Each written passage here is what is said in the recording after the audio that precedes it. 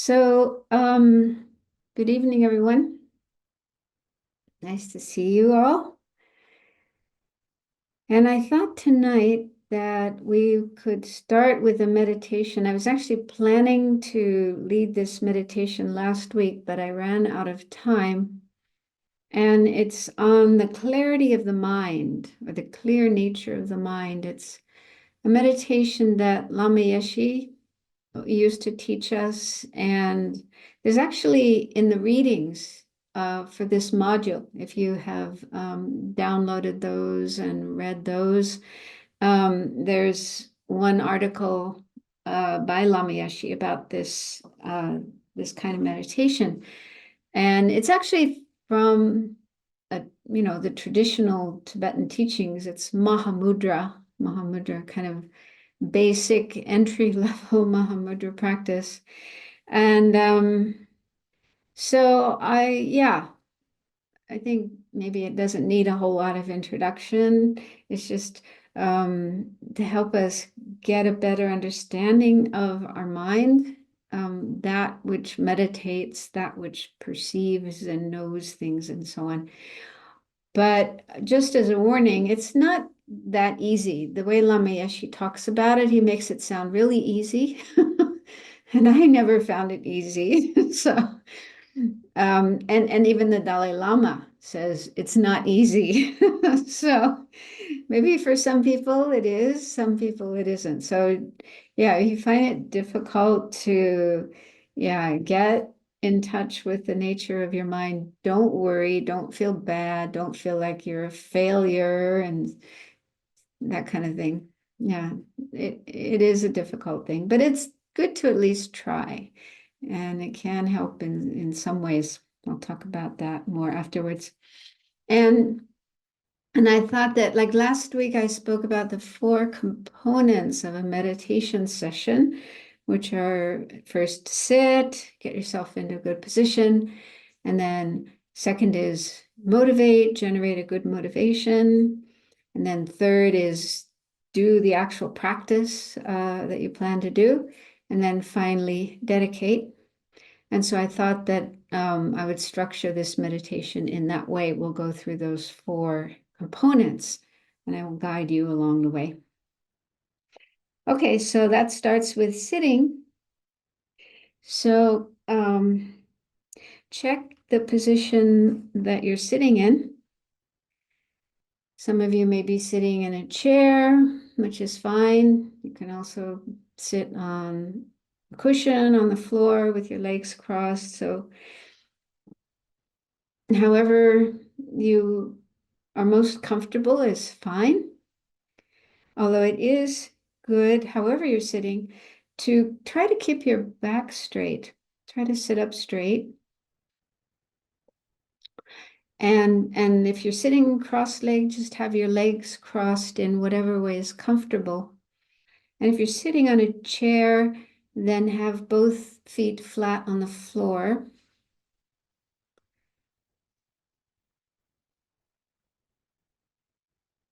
And just take a quick check of your body to see if there's tension anywhere. Sometimes we have tension in our shoulders or back. And if you do notice tension in any parts of the body, do the best you can to release that tension. Sometimes it's enough just to put your awareness at that place and just kind of say to yourself, relax. Let go of the tension. And if that doesn't work, another thing that can help is to imagine that when you breathe in, you're breathing into that place. Imagine the breath goes to that place where there's tension and it loosens the tension, releases the tension.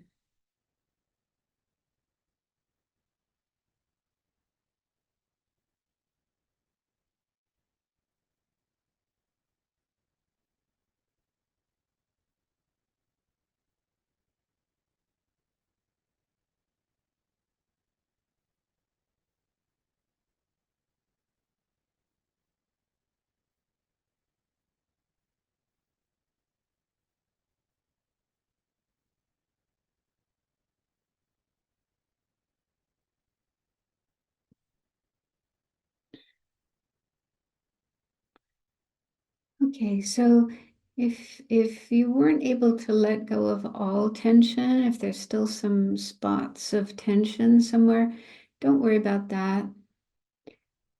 Just let them be.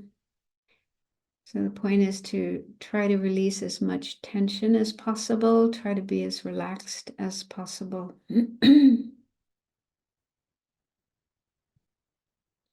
now let's generate a positive motivation for what we're doing during this meditation, but it can also include the whole class. If you're familiar with the bodhicitta motivation, that means wanting to become a Buddha, fully enlightened for the benefit of all beings. If you're comfortable with that, then you can think that is your reason for joining this class. But for some of you, that may be too difficult. You may not fully understand it or feel ready for it. But try to at least have an altruistic intention. That means thinking of others with the wish to benefit them. So you could simply say to yourself, may this meditation be beneficial to others,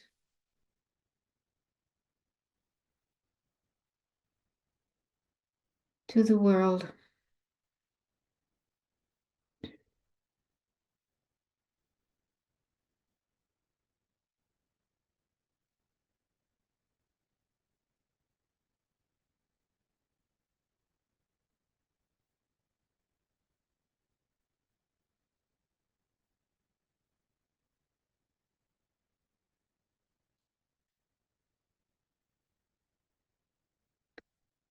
Okay, so then for the actual practice, we'll start with a few minutes of meditation on the breath to slow down, calm down our mind before we go into looking at the clear nature of the mind.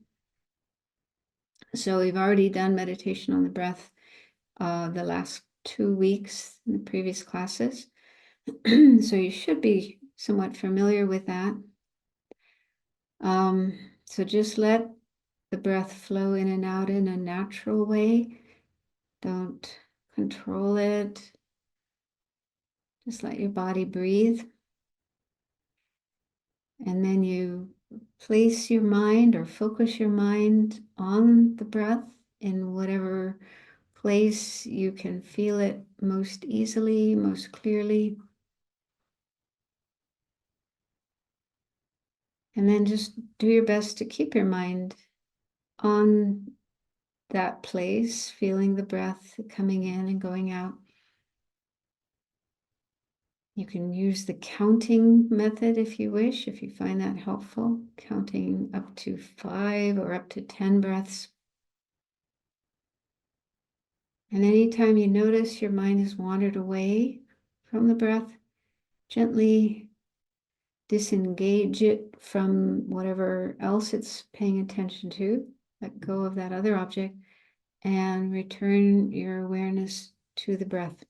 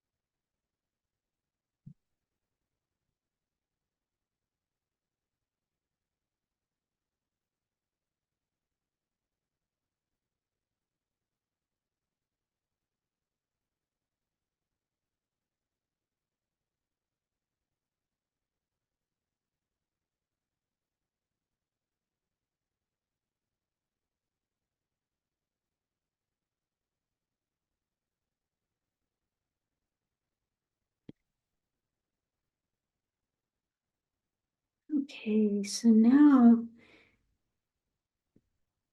move your attention away from the breath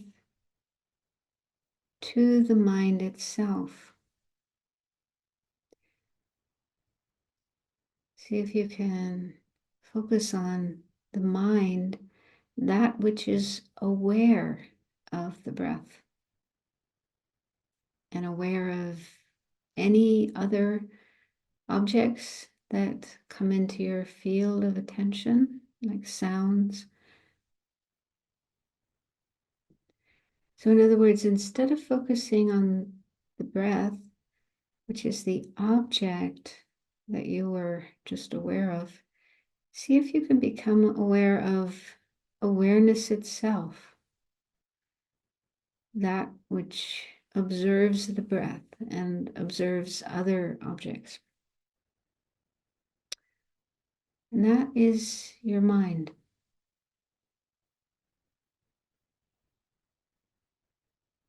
Remember, your mind is not physical, not material, made of atoms, and not something you can see or touch. And it's somewhat like the sky in the sense that it's spacious, clear, vast.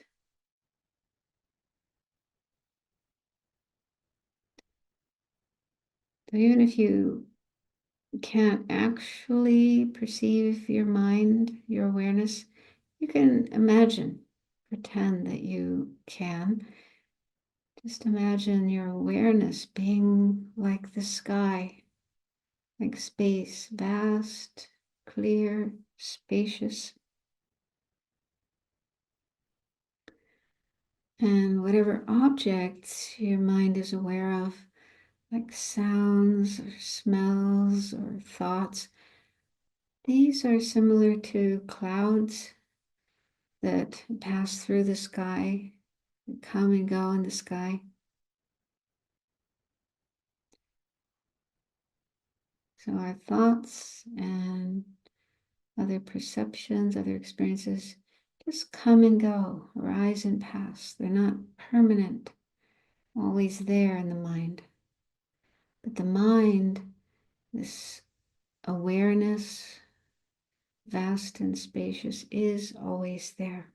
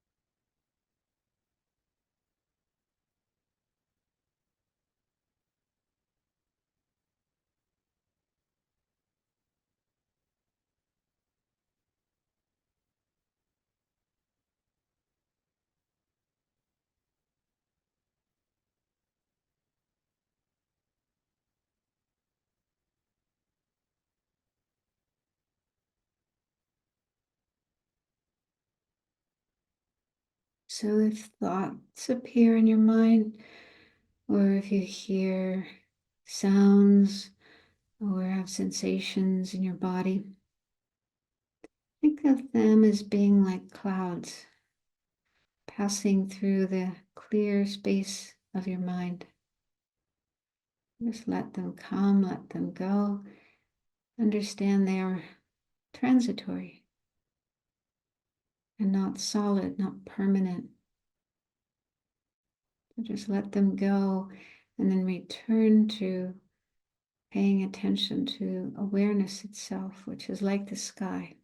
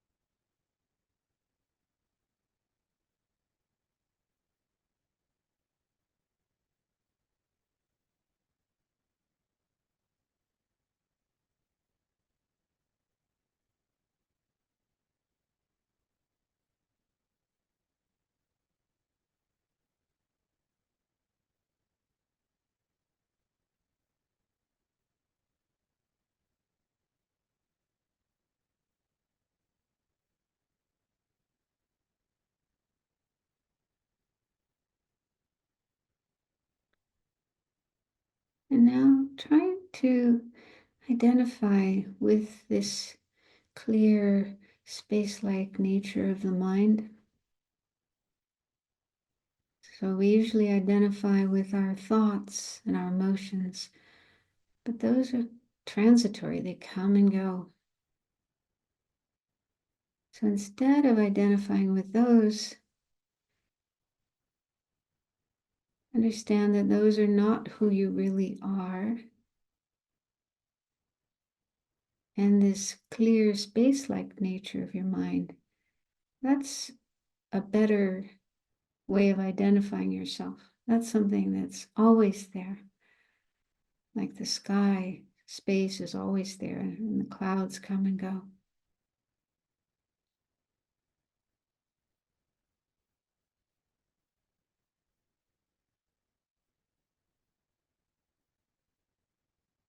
I try to feel with regard to this clear, spacious nature of the mind.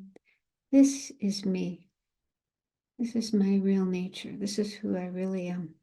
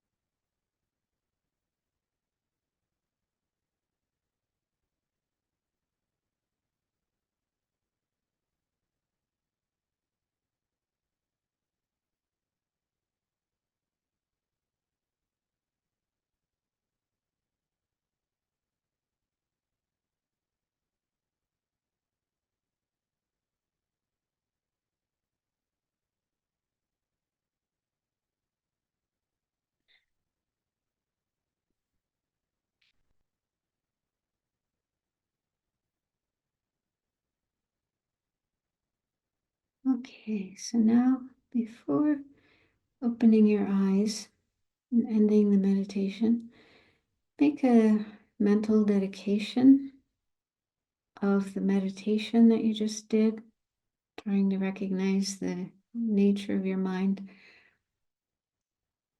by remembering the motivation you had in the beginning, like, may this meditation be beneficial for others, for the world, and dedicate the positive energy you've created to that same goal. So you can just think, may whatever positive energy I created during that meditation, may it be beneficial to other people, to the world. May it help all of us get closer to awakening.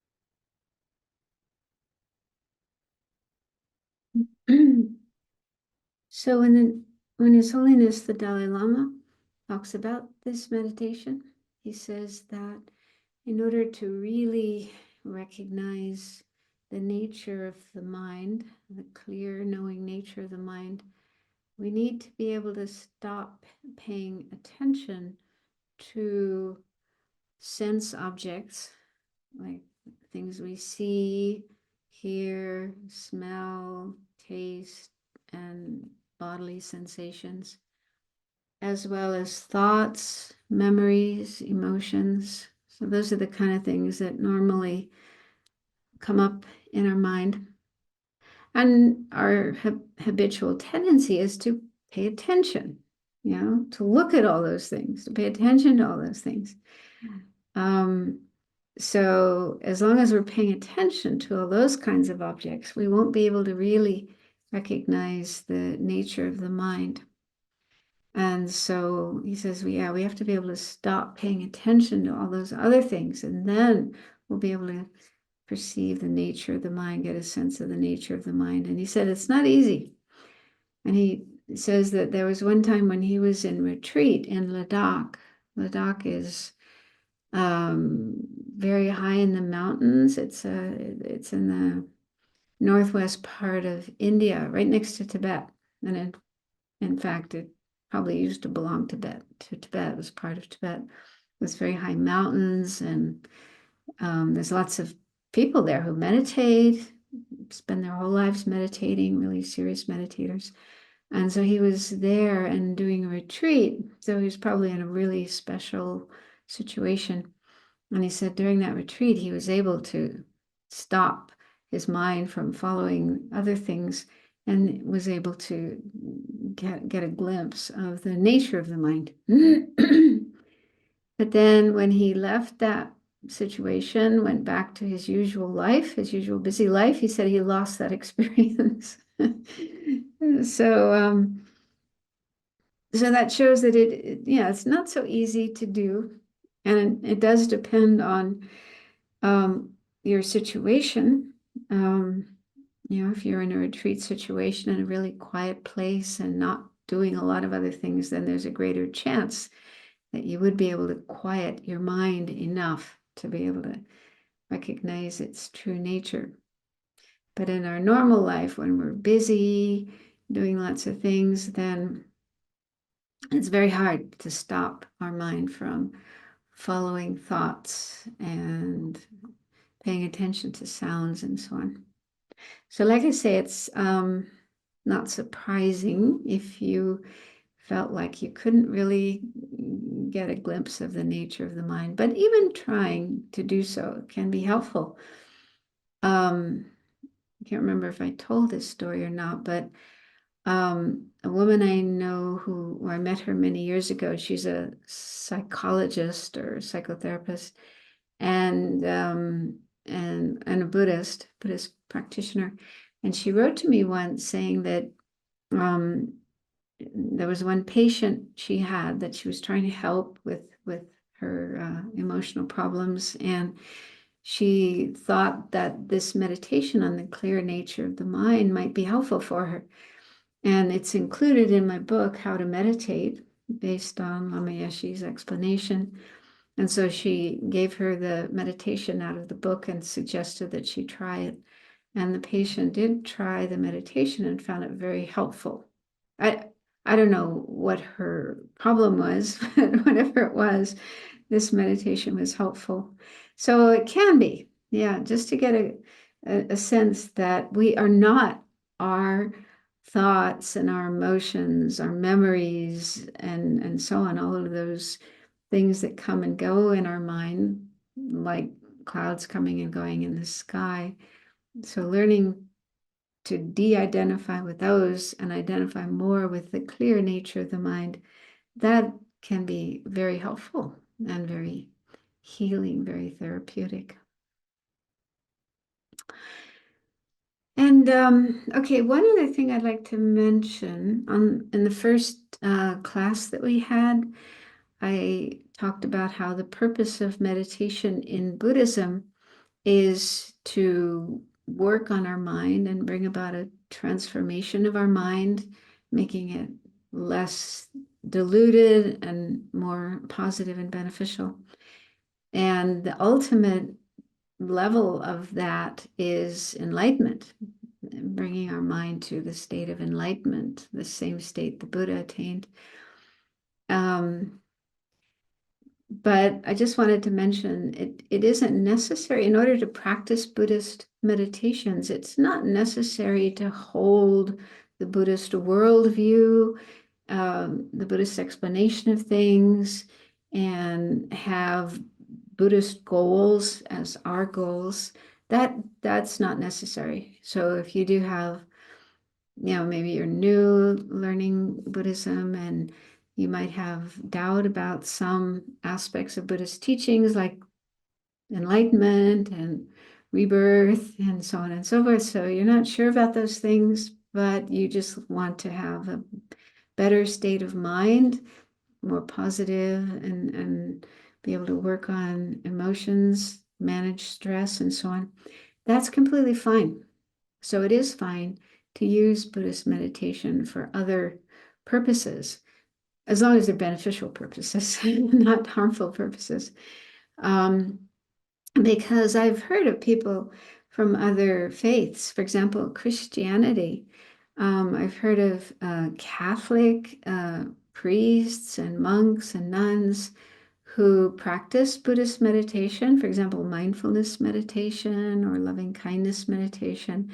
And they do that within the context of their own religious beliefs and practices. And sometimes they even teach Buddhist meditation to others.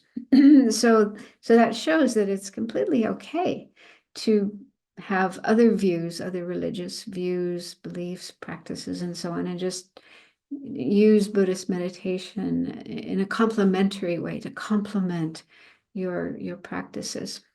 I just wanted to make that clear that, yeah, from the Buddhist point of view, if you want to use meditation as part of another spiritual tradition, or yeah, to help you be more relaxed and healthy and happy and so on, then that's really okay. But I was just trying to point out what, within the context of Buddhism, what is the reason and purpose for practicing meditation. So let's go on. I, yeah, made some more slides for tonight. Did you get them, Michael? Yeah. Okay. So as I mentioned before, um, the word for meditation in Tibetan language literally means familiarize. So what we're trying to do when we meditate is familiarize ourselves with more positive, constructive, beneficial states of mind, thoughts, feelings, and so on. And the reason for that is because that's where happiness comes from. It's positive states of mind that are the source of real happiness for ourselves and others. But then there's also many different kinds of meditations. And in our tradition, I'm talking about the Gelugpa tradition, as Lama Tsongkhapa was a great Tibetan master, yogi. He spent most of his time meditating as well as studying, writing books and teaching and so on.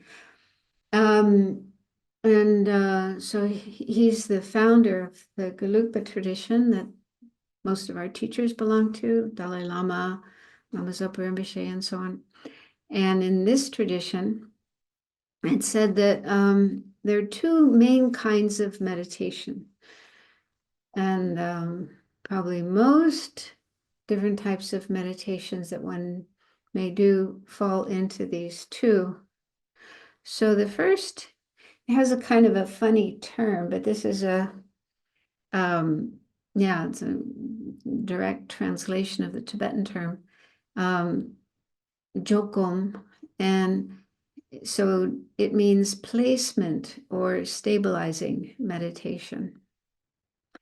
And this is the kind of meditation where we focus our mind on a single object. We choose an object, ideally something positive, something virtuous, something beneficial. And or it could be the breath, which is actually a neutral object. But at least it's not non-virtuous, it's not something negative. So we choose an object and we try to keep our mind focused on that object. And the purpose of this type of meditation is to train in concentration, to develop concentration. So the second kind of meditation is called analytical meditation. Lama Yeshe used to call it checking meditation. he would say, check up if this is true or not.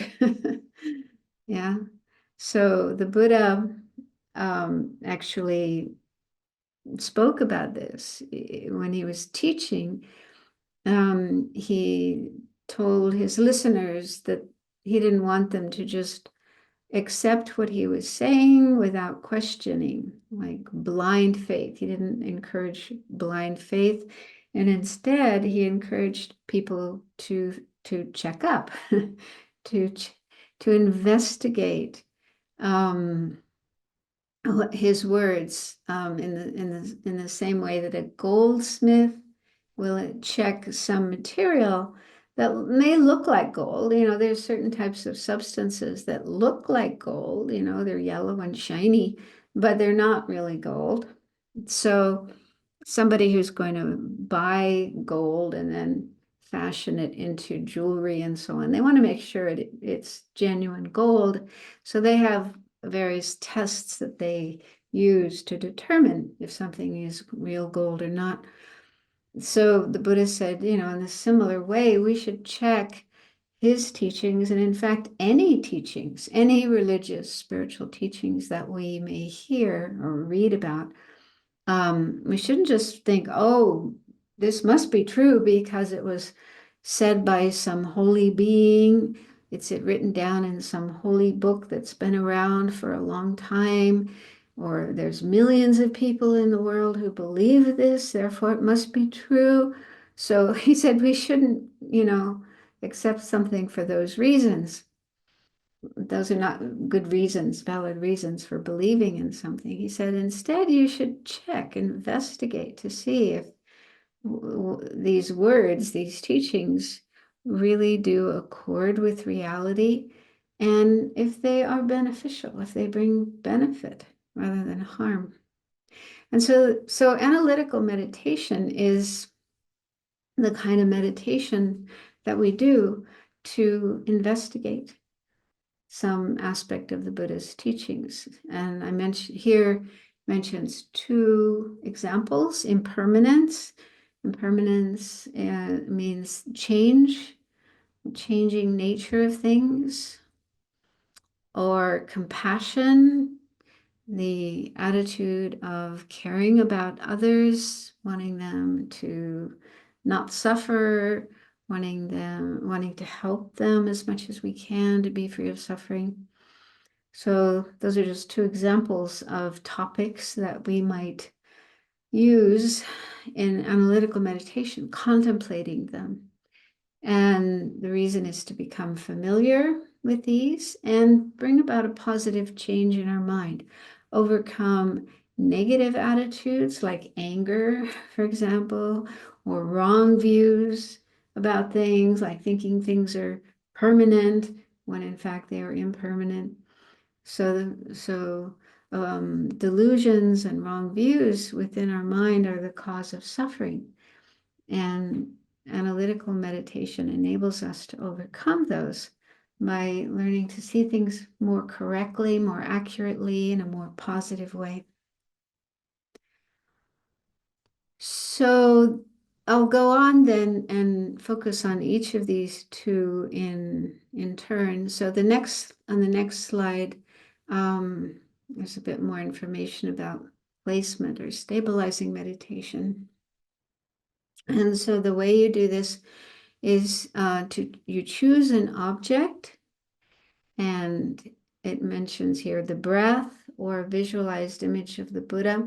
So Buddhist scriptures contain lists of different objects that are recommended to use for developing this kind of meditation, for developing concentration.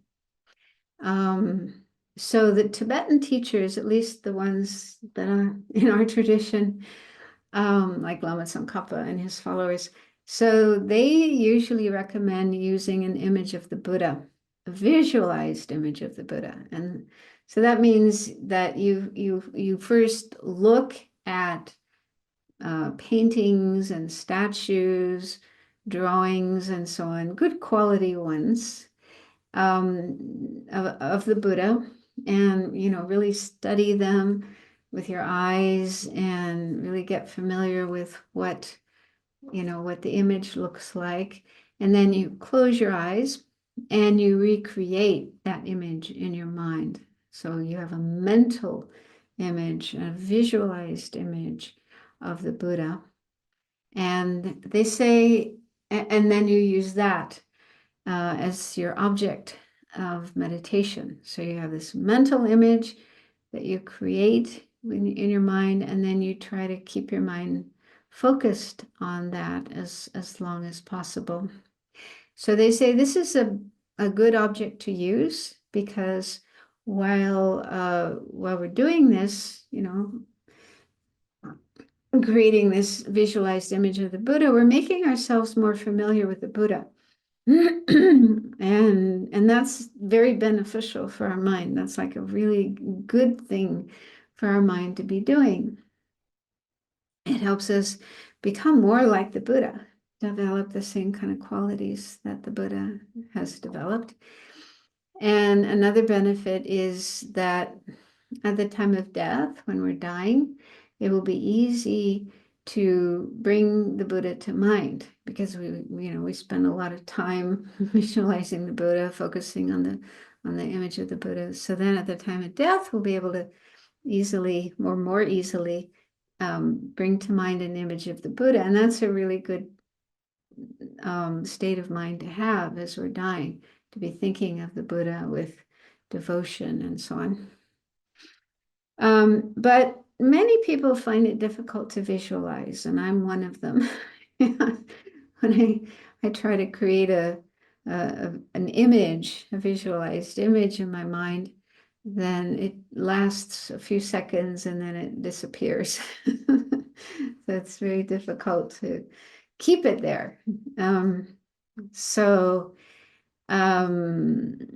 yeah, but I've also heard about people who have a really easy time visualizing. They're able to create a very clear, detailed, visualized image and then keep it there in their mind for a long time. So different people, have different minds that work differently. And so that's why it's good to have a variety of different objects that we could use. So hopefully we find one that works for us. I personally like the breath. I really like that as an object, partly because I think, I find that it really helps me to calm down. And my mind tends to be very busy. When I'm focusing on my breathing, then it settles down, calms down. And in fact, Lama Tsongkhapa, in his teachings on this kind of meditation, he says the breath is a good object for those who have a lot of discursiveness. And I thought, oh, that's me.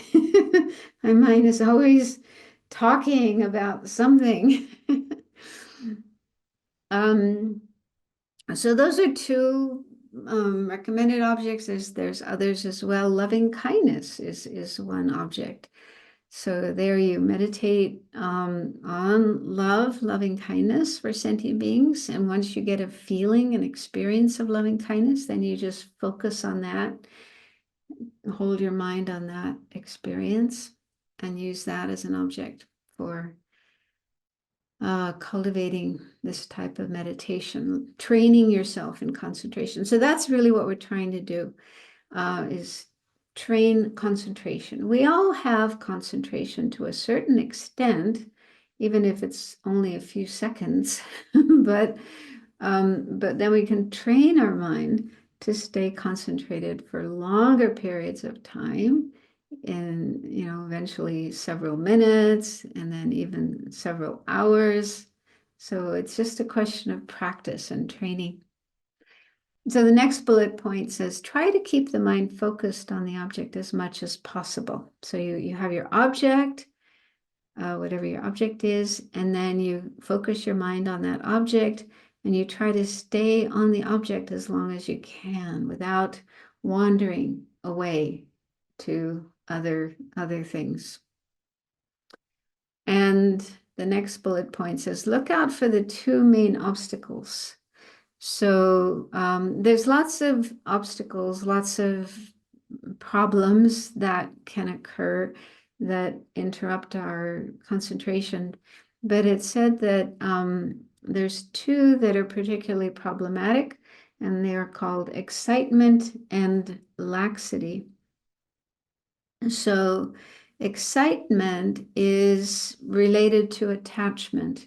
It's when our mind thinks of some object that we're attached to. It could be a person, it could be a type of food or drink, music, or, you know, a story, anything. Lots of different things we could get, we have attachment to. And so when there's an object we have attachment to, then our mind wants to go to that object and think about it. So that's excitement.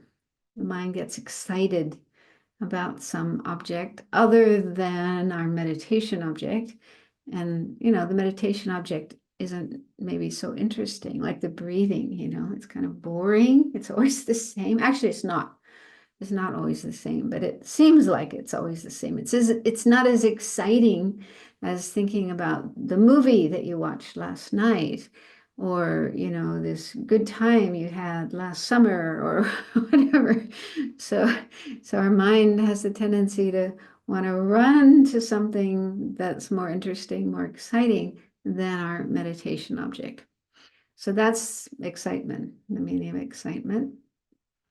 And then laxity is explained as a lack of clarity and vividness in the way the object appears to our mind. And so it's more of a subjective problem than an objective problem. It's a problem of our mind rather than the object. And what happens is our mind gets a little bit dull, withdrawn, and as a result of that, the object doesn't appear so clearly sharp and vivid. So this is a more subtle problem that we may not notice in the beginning when we're first starting to meditate.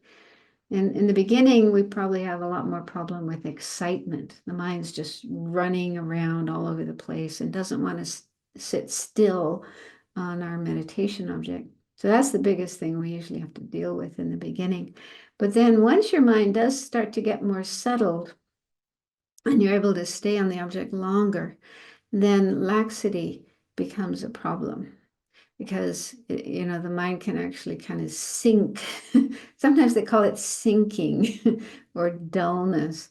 The mind just kind of sinks. It goes a little bit like lethargy, being lethargic.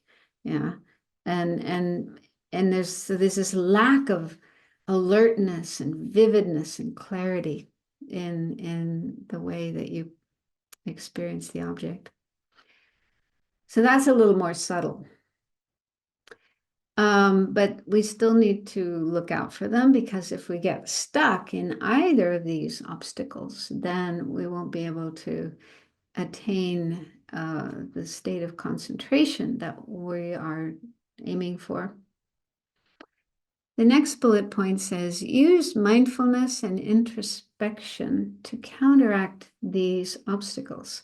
So here, the meaning of mindfulness is when they talk about mindfulness in the context of concentration meditation, mindfulness means not forgetting your object, not forgetting the object. Because this is what happens, like in the beginning of our session, of our meditation session, we're focusing on the breath or whatever the object is. And, we have this awareness. Yeah, I'm supposed to watch the breath. I'm supposed to stay focused on the breath. But after a little bit of time, we suddenly realize, oh, wait a minute, I'm lost in thought. I'm thinking about something that happened during the day or something I'm going to do tomorrow or whatever. Our mind has gone far away from our object and got involved with something else. So that means we have forgotten our object. We've forgotten what we're supposed to do. And that's the opposite of mindfulness. mindfulness, the word for mindfulness in Tibetan, Sanskrit, and so on, is the same word as memory or remembering. And so mindfulness really means remembering our object, remembering what we're supposed to be doing. So yeah, so we start off with mindfulness, remembering the object, but then we lose it and we forget our object. So we need to restore mindfulness. We need to, get mindfulness working again and remembering our object. And then introspection is another mental factor. And introspection is what is able to recognize what's going on in the mind. So they compare it to a spy or to a security guard. I like the analogy of a security guard. So often in banks and office buildings, there's somebody whose job is to stand there, usually by the door, and watch what's going on, who's coming and going. And they're supposed to look out for trouble because sometimes somebody might come in with bad intentions, and they want to rob the bank or, do something harmful. And so the security guard needs to be very alert and watch and recognize, this person, they got a gun in their hand. They don't look like they're going to do something helpful here. So introspection is like that. Introspection is on the lookout for trouble to our practice of meditation. And if we do notice, if introspection does notice, like there's excitement, there's laxity, or there's some other problem going on, then it applies the appropriate antidote. So for excitement, the antidote is mainly just coming back to the object again and again and again. And then for laxity, the antidote is, well, there's different things that you can do. One is to make your object appear more bright and clear. So if you're using like the image of the Buddha, visualizing an image of the Buddha, so maybe it has become kind of dull and dark and unclear. And so you kind of pump it up. You make it more bright, more clear, more vivid. Another antidote is to just visualize light around you, inside of you. I talked about that last week. Because laxity is kind of like you're on the way to falling asleep. So your mind is starting to get more and more dull. And if you're not careful, you can actually start to get drowsy and even start falling asleep while you're meditating. And so to counteract that, if we think of light, just like turning on the light will help us wake up rather than go to sleep. So visualizing light, imagining light, can help us to get out of laxity into a more bright, clear state of mind. Then the next bullet point says the final goal of such practice is calm abiding, which is in Sanskrit it's called shamatha, in Tibetan shine. So you may have heard of this, calm abiding. It's a subject of quite a few books. And the last bullet point mentions one book that is really good, especially if you're new to this kind of practice. It's called How to Practice Shamatha Meditation.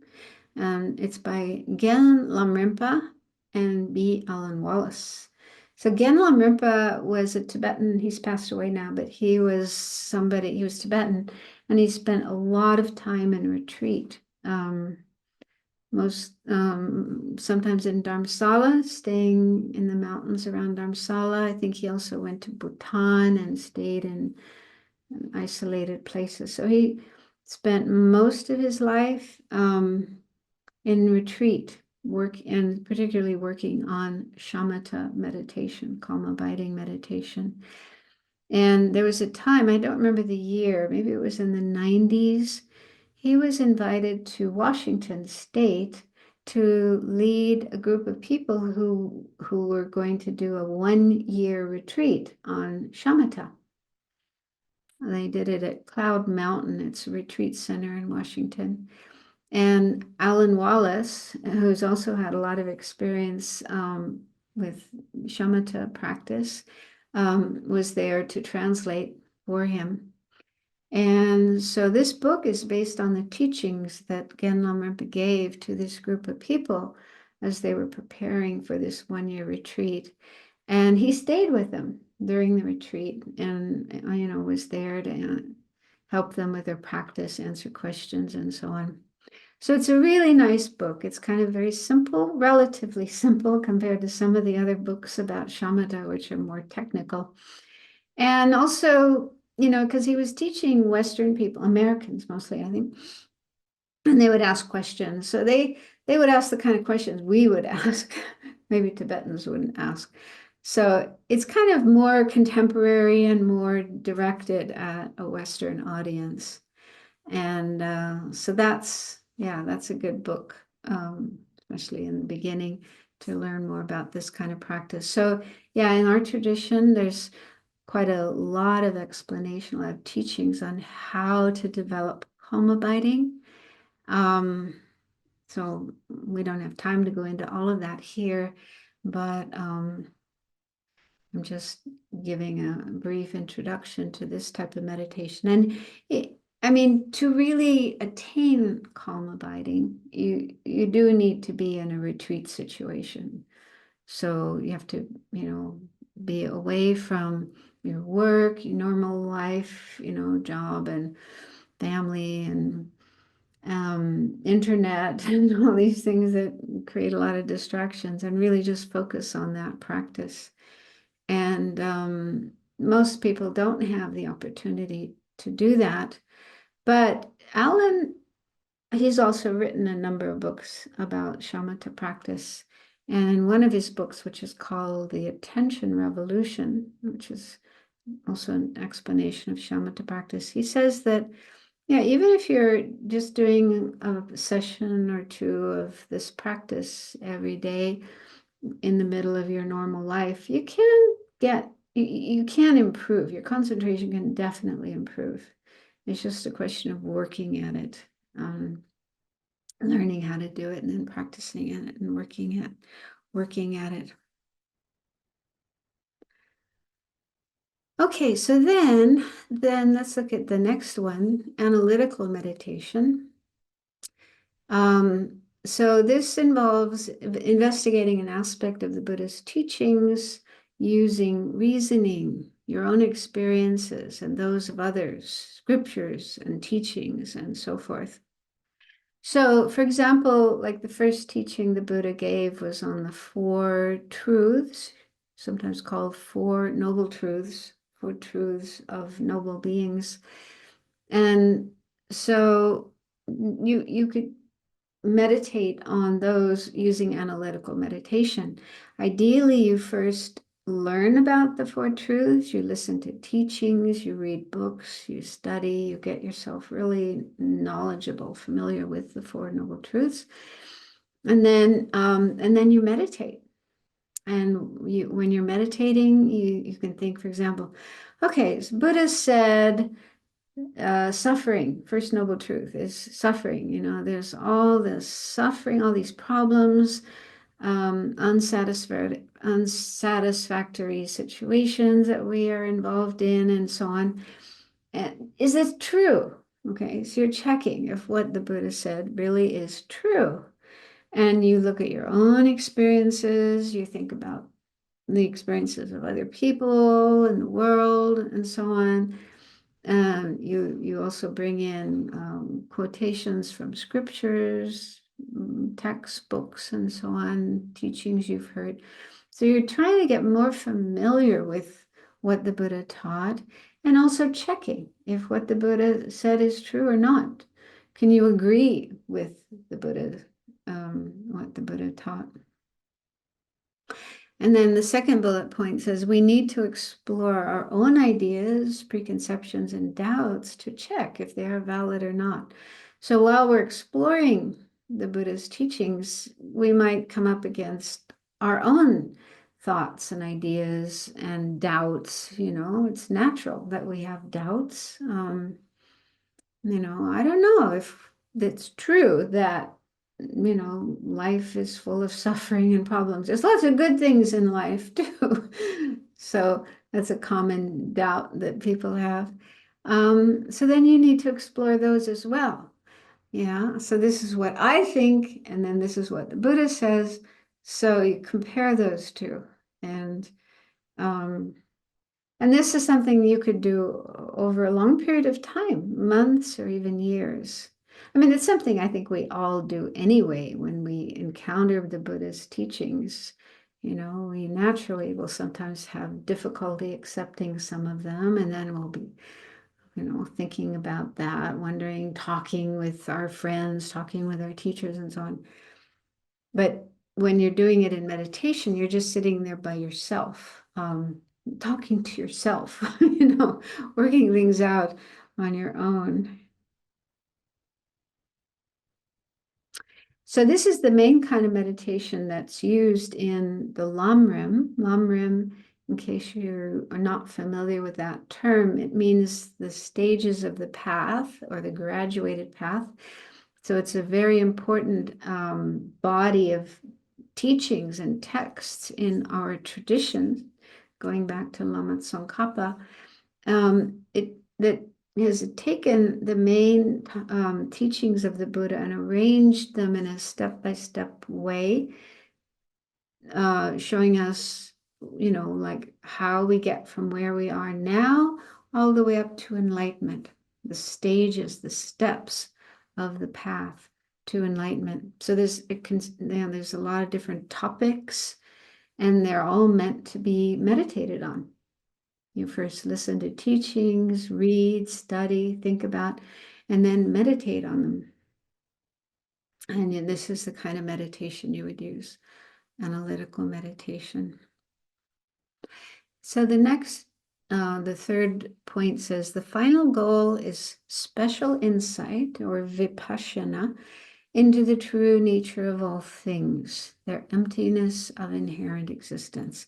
So that's like what we are aiming for in doing analytical meditation is to gain this special insight, which is wisdom, a kind of wisdom that sees things as they are, as opposed to seeing things incorrectly with ignorance and confusion. And then it says analytical meditation can also be used to manage disturbing emotions like anger and anxiety. So this is a very practical way of using analytical meditation. We're feeling angry at somebody, for example, or we're having some other kind of afflictive emotion going on in our mind.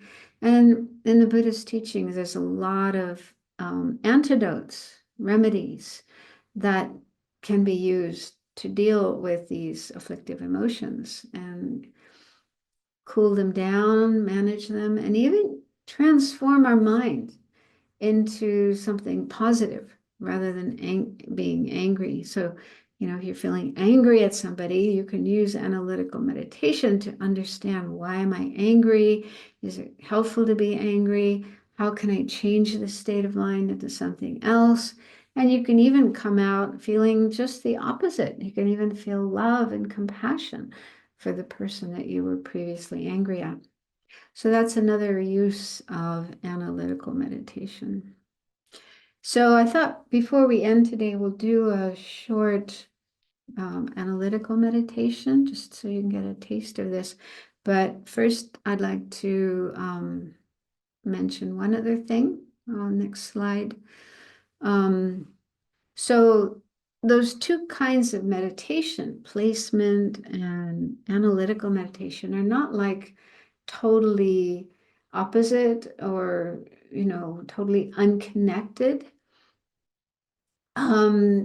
But they actually are complementary. This is the ideal, is using those two kinds of meditations in a complementary way. So here's some examples of that. First point says, when doing an analytical meditation on, say, impermanence, we need to stay focused and avoid excitement and laxity. So we do need to try to have concentration when we are doing an analytical meditation.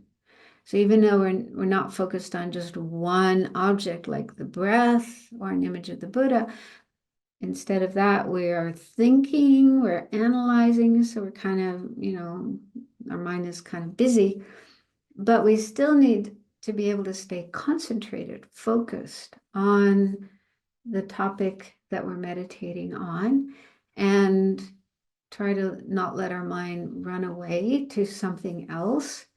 So that would be excitement. We need to bring our mind back if it does run away.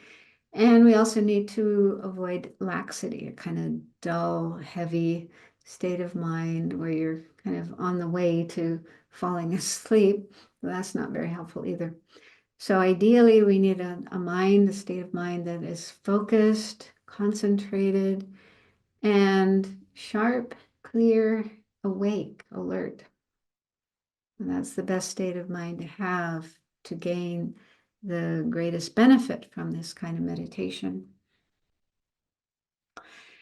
Then the second point says, at a certain point, we may have an aha moment, a vivid experience of impermanence or whatever it is we're meditating on. Yeah, so this can happen.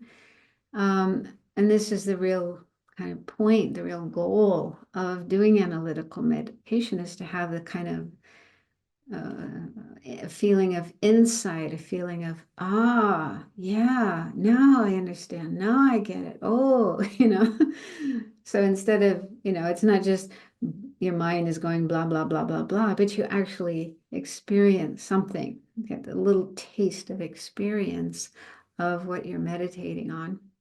And it doesn't always happen, okay? But if it does happen, then we are advised to stop the analysis, the thinking mind, and just keep our mind focused on that experience. Stay with that experience as long as we can, even if it's just a few seconds. Then that is how we actually bring about a change in our mind. Yeah, we meditate until we get some insight, some experience, some taste of what we're meditating on. And then we try to hold that experience as long as we can so that it becomes familiar. Our mind gets really familiar with that. One person I knew used the analogy of marinating, like when you're cooking, I guess usually meat, but I guess it could also be vegetables. So before cooking that food, you sometimes let it soak in a sauce that has certain spices, certain herbs, certain flavors, and then by letting it soak, then those flavors go into the food. And so then it's more tasty when you get around to eating it. So it's a similar kind of thing here. We're trying to soak our mind or marinate our mind in the insights that we get from meditation, so that those insights go more deeply into our mind. Then it says, third point, when the experience fades, we can return to analyzing. We can go back to the analytical part of the meditation, or it may be time to end your session. So you could just end at that point. That's your choice. And so that's again a way of bringing concentration into analytical meditation, combining the two types of meditation. And the last point says we can also use analytical meditation during calm abiding practice. For example, contemplating impermanence as an antidote to excitement. Okay. So, at certain times, certain sessions, we might be doing analytical meditations, and other times, other sessions, we might be doing meditation to develop calm abiding, stabilizing meditation. So when we're doing that kind of practice, the practice, calm abiding practice to attain concentration, then we can also sometimes use analytical meditation. For example, when some problem comes up, like excitement, yeah, our mind just doesn't want to stay still on our object. It keeps running away to other things. So the mind is like really antsy, excited, restless. And so one of the remedies to that is to contemplate impermanence, to just contemplate, yeah, everything is subject to change. So whatever it is I'm running after, I'm getting excited about and not able to stay on my meditation object, that's something that is impermanent. Its nature is transitory, not permanent. It can't give me lasting happiness and so on. And so if we have some understanding of impermanence, then reminding ourselves of impermanence can help our mind to settle down. And then we can go back to our meditation with a more calm and settled mind. So these are just some examples of how you can combine the two types of meditation. And in fact, in order to follow the path to enlightenment and go all the way to enlightenment, it is necessary to do both kinds of practice. Both kinds of meditations are needed to really follow the path. So let's stop there. I was thinking of just leading a little meditation to give you a taste of analytical meditation. And so this is a meditation composed by Venerable Thupten Chodron from a book that she wrote called Guided Buddhist Meditations. So it contains meditations on the Lam Rim, the path to enlightenment. So this is one of the first meditations in the book, and it's kind of exploring attachment, which is, I think, a big problem for all of us. We all have attachment, and that's yeah, an obstacle to spiritual practice, but it can also lead to a lot of problems in our life. Okay, so let's just do a little bit of meditation on that. Start by, once again, sitting in a good position, a comfortable position for meditation, but trying to keep your back straight. And you can leave your eyes open a little bit, looking down on your lap or whatever's in front of you. So that helps us to stay awake, not become sleepy.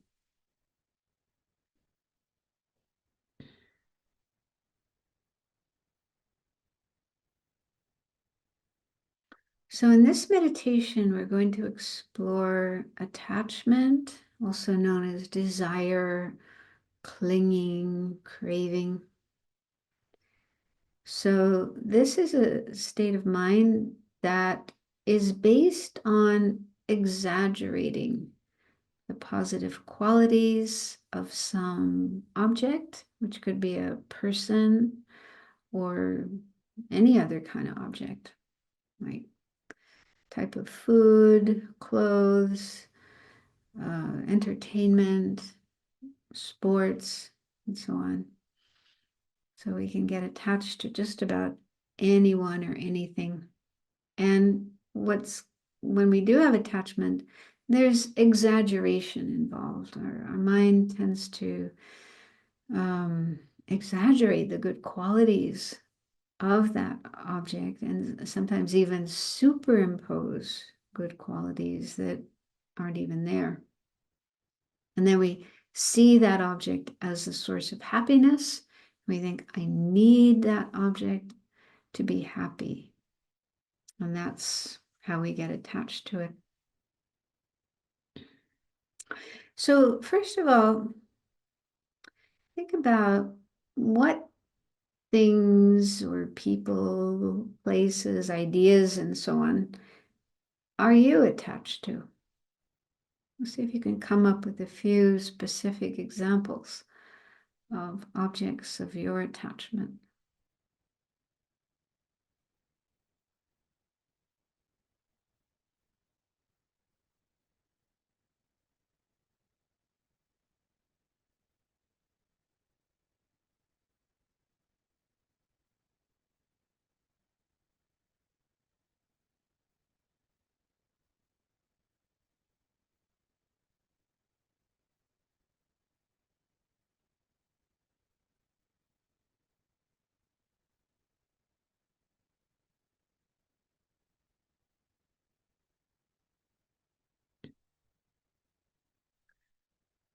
Now choose one of those objects, a person or something else that you're attached to, and just ask yourself, how does that person or thing appear to me?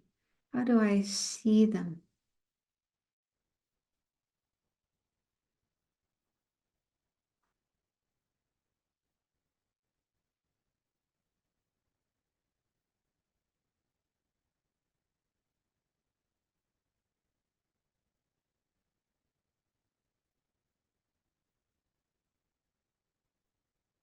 Do you think you see them accurately as they really are?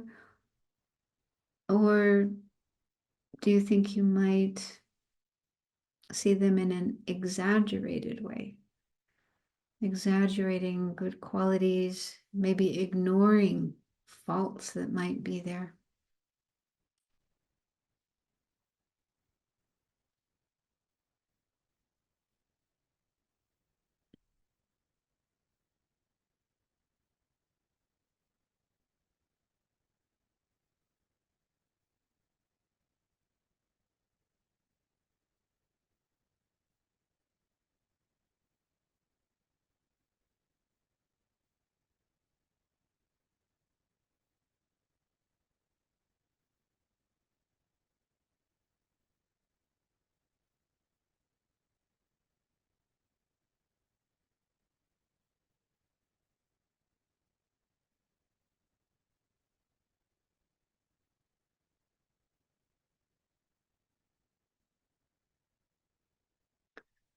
And then ask yourself if you might have unrealistic expectations of that person or object, thinking that they will always be there and will always make you happy.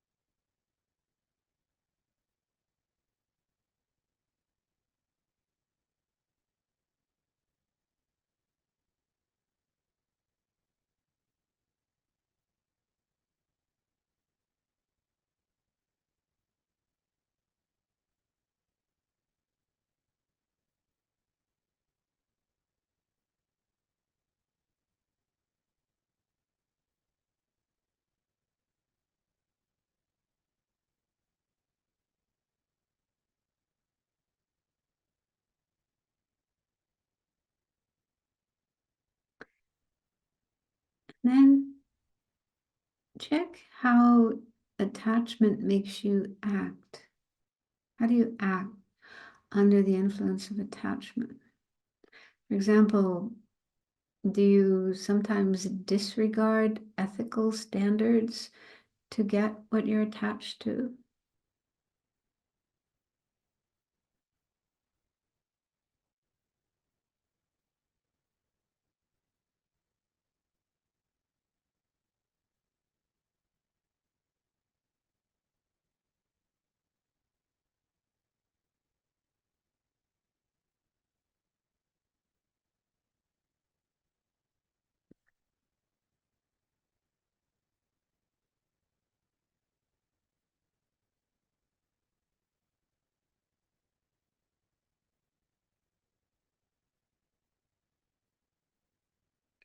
And with attachment to people, does that get you into dysfunctional relationships where you may behave in a manipulative way or an aggressive way?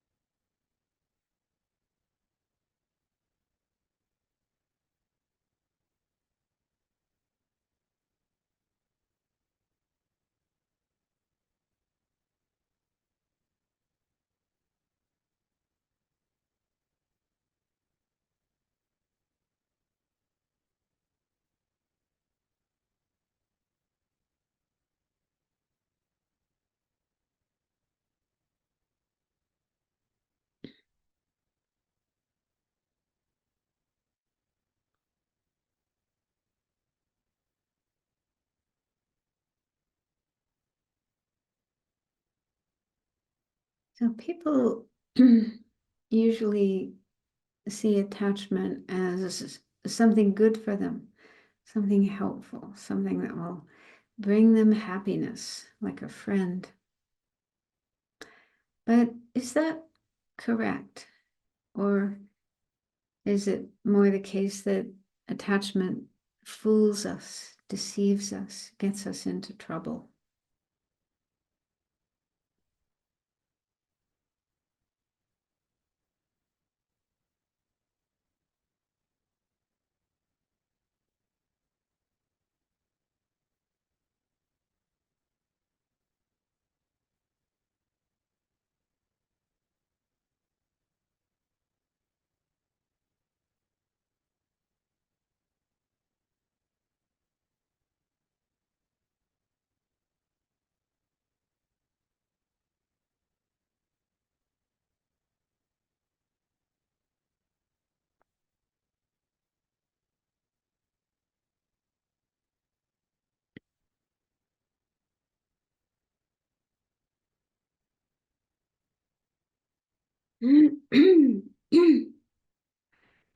So that may have been too much for you to think about in that short period of time, and I apologize for that. But on your own, you can think about some of those ideas and look at your experiences of attachment. So that was just to give you some idea. And what I'll do is next time we meet next week, I'll start the class with an analytical meditation and maybe something a little more simple. And then that will help you to, again, get a taste of that type of meditation. We have a few minutes left if anyone has a question you'd like to ask.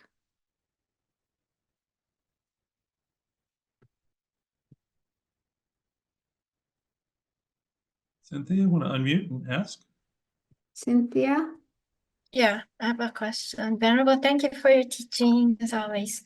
I have a question on concentration, meditating on a virtuous object such as the Buddha.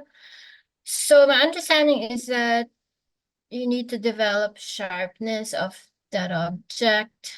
So I find myself like, I'm wondering if you're adjusting during the meditation, and doing that constantly, is that a form of distraction? And how would you recommend someone do that?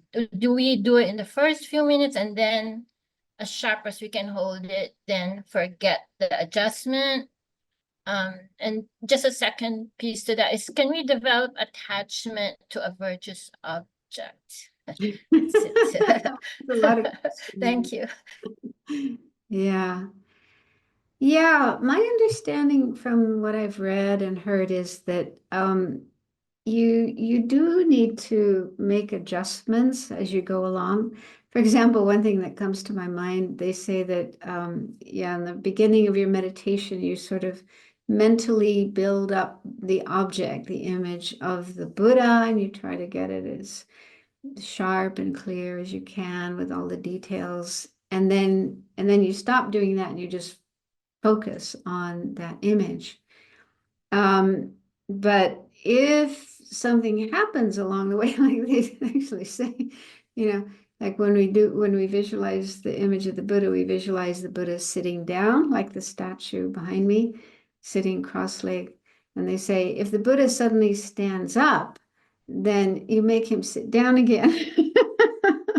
So maybe that happened to somebody who was meditating on the Buddha, and the Buddha suddenly stand up, or maybe starts dancing or something. So you don't just let that happen. That is like a hindrance. So you would say, no, no, no, that's not right. And then you would remember how the visualization should look. So I think you should make adjustments if some fault comes, in your visualization. And as for attachment to a virtuous object, well, I mean, one question people often ask is attachment to teachers, which that does happen. We meet teachers and we're really inspired by them, and they treat us with a lot of warmth and kindness, and they give us advice that helps us with our problems. Sometimes they even save our life. And so, yeah, it's quite easy to get attached to spiritual teachers. And I mean, it's not good to be attached to anyone or anything, but what I tend to think is if you're going to be attached, it's better to be attached to a spiritual teacher who has all these good qualities and is really helpful to you. Better to be attached to someone like that than to be attached to some ordinary person who's got a lot of delusions and, self-centeredness and isn't necessarily very helpful for you.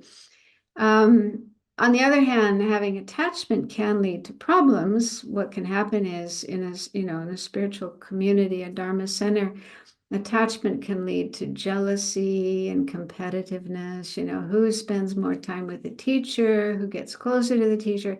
So it can lead to some really ugly behavior and also just states of mind that are not helpful.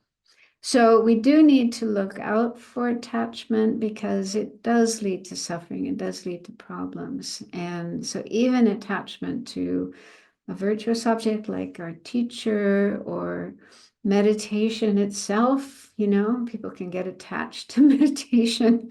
So yeah, if you notice that happening and it's starting to become problematic, then you do need to work on that. So yeah, this is another whole subject. How to work with different disturbing emotions. I do have a section in my book, How to Meditate. There's a whole part of that book on, I can't remember what it's called, but something about working with disturbing emotions or negative emotions. So it includes attachment, anger. I can't remember. There it is. Showing the back. I can't read it very well.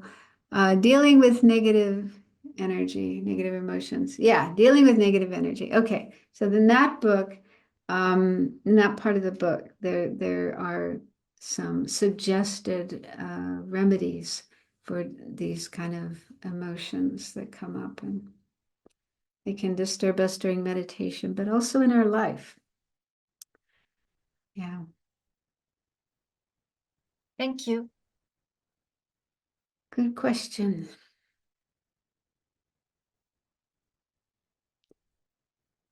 Okay, so no other questions, we can end there. We come to the end of our time, and you can always send your questions by email to the center, and Venerable Dundrup will send them to me, and I can answer them next week.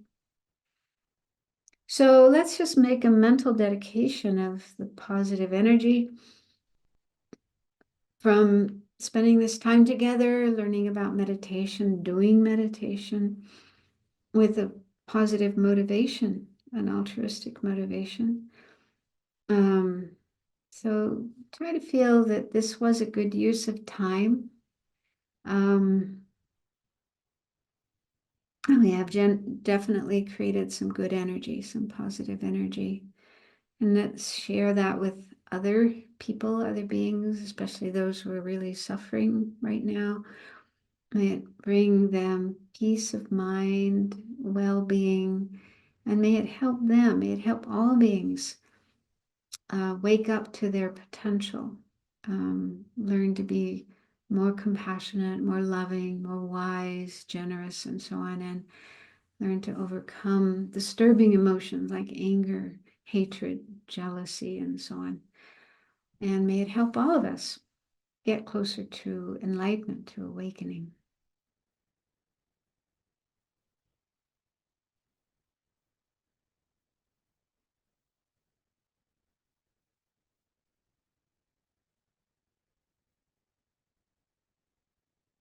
Okay, thank you for joining. Good night.